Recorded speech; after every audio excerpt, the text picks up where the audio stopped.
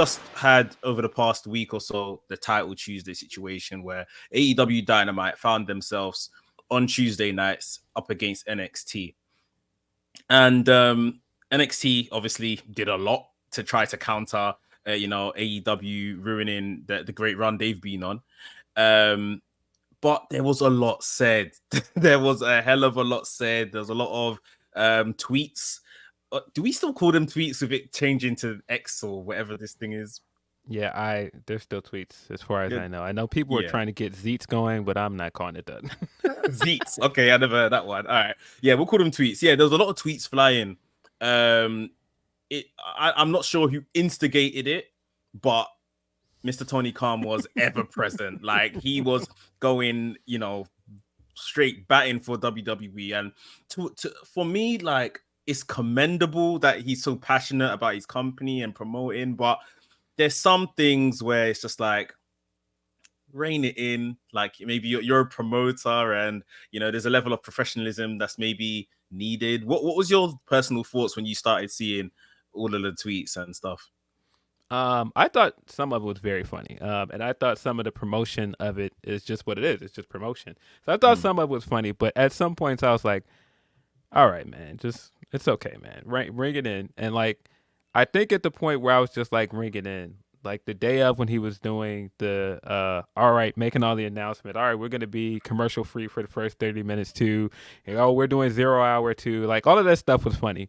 But then when it turned into like him putting that, the picture up there with bald assholes and stuff, I'm just like, all right, man, what are we doing, man? And then it went even further once it had passed and they had beat them in the ratings and he was still tweeting about it. I was like, yeah, nah, just take this and move on. Take this L and move on, man. Like, and it is it really an L? I mean, if whatever it is, like, I mean, well, it is an L because you talked up this much and then you lost the way you did in ratings. So it's hard for me to not say it's an L. But yeah, take this L and just move on, man. Like, I don't know. Yeah, I think he could have said, Dynamite's on Tuesday and left it there. And fans would have done what fans do and said, oh, head to head and all of that kind of stuff. And he could have not played into it, just put on Title Tuesday, as it were. And, kind of celebrated. We got 600,000 viewers on a night where we're not usually on. But he played into it. He made it a war. And even out, like you said, that he mentioned in the John Cena and the Undertaker stuff post losing, I just felt like, come on, man, you can do better here. And well, it wasn't so much that tweet. Like I felt like that tweet was just like whatever. Like I'm like, yeah, you didn't really need to tweet that. But when he was tweeting this stuff about like his mother, I was like, yeah, it feels like this is stuff like you have like vested interest in, and like I know how that is with like having a parent that is having like health issues and other stuff like that, and like that's serious stuff. And so like once it got looped to that, I was like, yeah, just take a break, take a breather, man. Let's everybody calm down. Yeah, definitely. Like I didn't like the fact that I understand you remember on the same day you were by your mom's bedside or whatever that's what you remember with these WWE tampering of contracts. But it's like, don't remember that time. Just focus on remembering that time. And now that your mom is well, thank God. Like, forget WWE. Like, don't put the two in the same basket. I understood what he was saying. I think he feels like he got manipulated in some ways. But my thing is, just pull back, man. Like you don't need to tweet that. And there's some people that won't understand the correlation you're trying to make there. And I don't even know that you need to make that correlation. But for him, I think that it's certain things attached to that he felt like he was manipulated by certain people or people are trying to get out of their contracts. And so I get it, but again, did need to tweet that. Yeah, not need to tweet that. Yeah. Do you feel sometimes like, I think going up against Vince McMahon, which has always been the pantomime villain and, horrible stuff that we hear that he's done with people and in pro wrestling, etc., etc. I feel like Tony Khan comes across, from obviously what I've seen of him, don't know him, comes across as a really nice guy. But I feel like he feels he needs to be like the nice guy, the savior, almost like the counter to Vince McMahon. Do you get the same feeling? Like sometimes it's like, just be yourself and you don't need to come across as like the savior of pro wrestling. Well, I think what it is I think that he still sees himself as one of us. He still sees himself As a fan. as not just a fan, but as a guy that used to be a message boarder, and as a guy that is like, tweeting among us, and is like among us, liking our tweets, and like, responding to certain things that we respond. Like when I seen him use that Roddy gif, I'm like, yeah, no, this is exactly what a fan would do. And so Mm, I think he still looks at it like, I'm still one of you, but you're not. You're in the office now. And it's not just you're in mm, the office, you're an owner. Like, and I mean, can I say that if Vince was a younger guy at the height of the internet, he might not be tweeting too? I don't know the answer to that.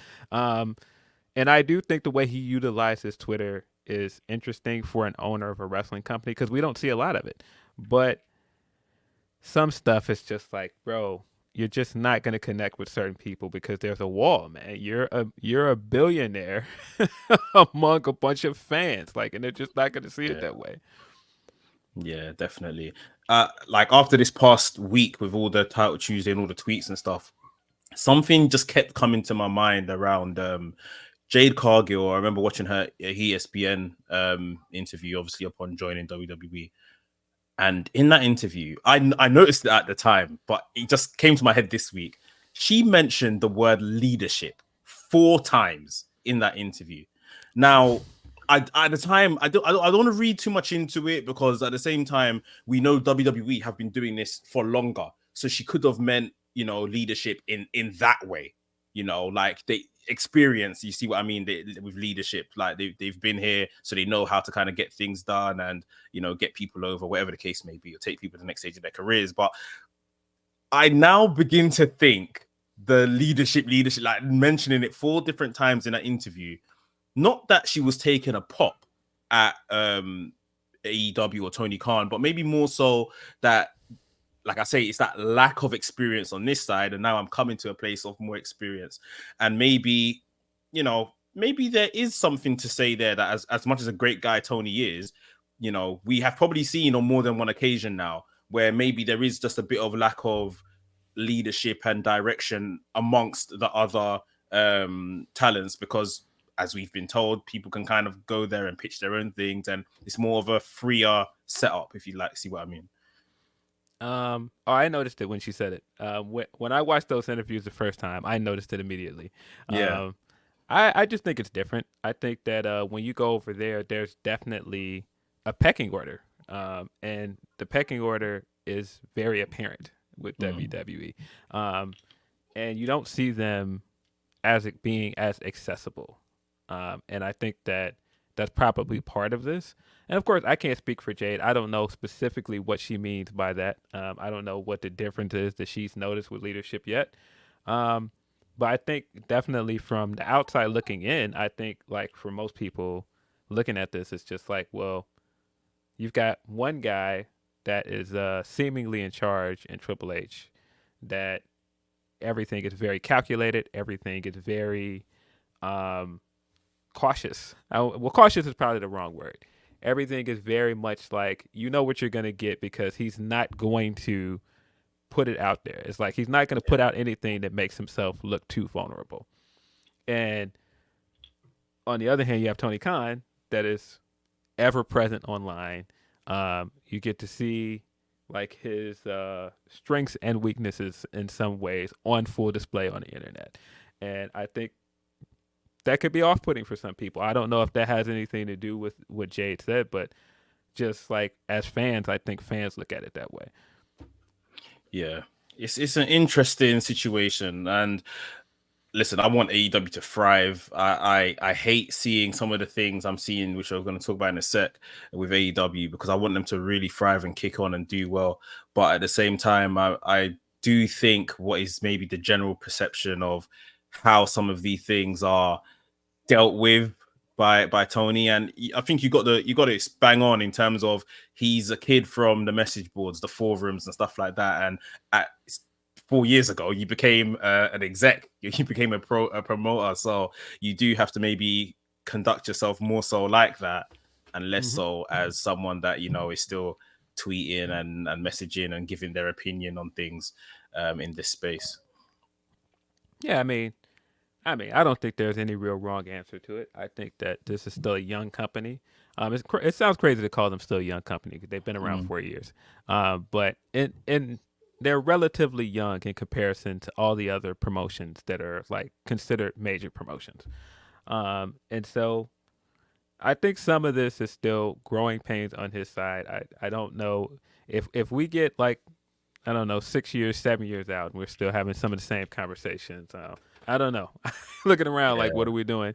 But I mean, it's interesting because I do think he does some things well, and there's some things that I do enjoy about his approach as a promoter online. But some things you know you can keep him in a draft. We don't need to know. Yeah, yeah. And I think I saw something the other day about like maybe it's either there's not a PR team that's like monitoring his tweets. He just kind of handles that himself. And Yeah. do you think maybe there needs to be just maybe not a whole PR team, but maybe just an assistant that he texts, I want to tweet this, and they kind of see it first and they're like, okay, no, Tony, let's leave that one in the drafts, or they go ahead and tweet it. Do you think there needs to be like an intermediary before the tweet hits the world? Yeah, I feel like that's kind of the gift and the curse of AEW. I think in some ways, I think the thing that makes AEW refreshing sometimes is it doesn't feel as like it doesn't feel Polished. as polished and contrived. And I think with WWE, you can tell like a lot of their stuff, you got to get it approved, you got to get through certain channels to even be able to do certain things. And so I think that it is refreshing to see it in some ways, but sometimes it's like, man, you guys maybe maybe some of this stuff don't need to be out there. Maybe some of this stuff can go through a PR team. Maybe somebody should be saying like, hold on to that one, don't let that one out.